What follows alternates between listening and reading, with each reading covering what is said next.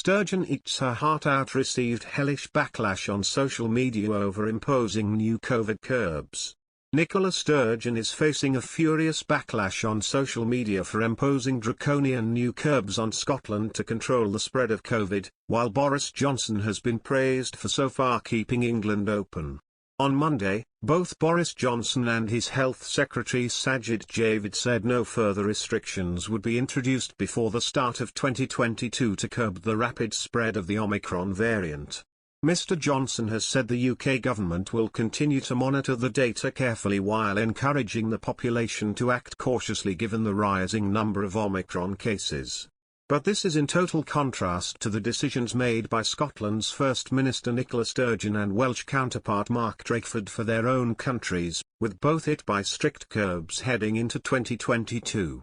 This has triggered a furious backlash on social media, with both ministers accused of wrecking their countries for no reason.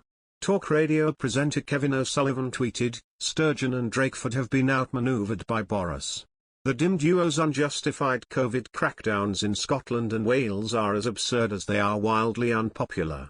Wrecking their countries for no reason other than a left-wing lust for big state power over individual freedom." Conservative MP for Ipswich Tom Hunt wrote, "If the Scottish and Welsh governments want to introduce new restrictions that cause significant economic harm, that's their right.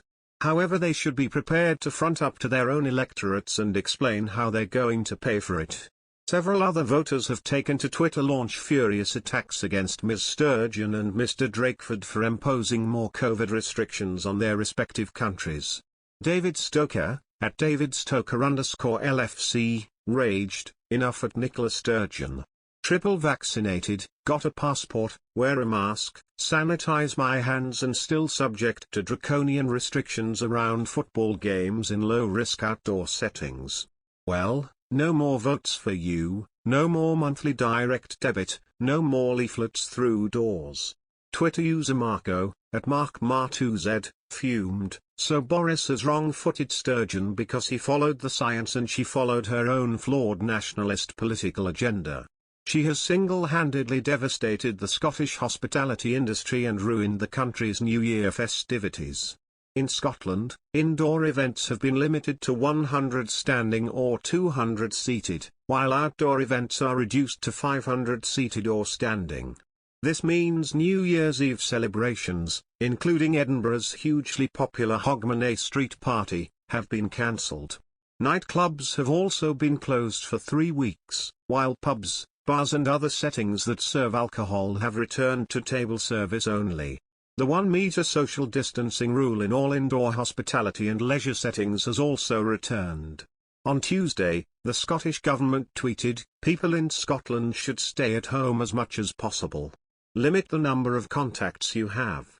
If you meet others, gather in small groups of no more than 3 households. Following the rules keeps us all safe."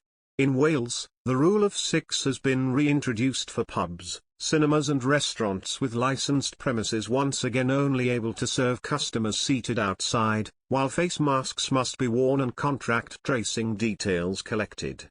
A maximum people of 30 people at indoor events and 50 people at outdoor events are only allowed, with social distancing of 2 meters in place and nightclubs closed.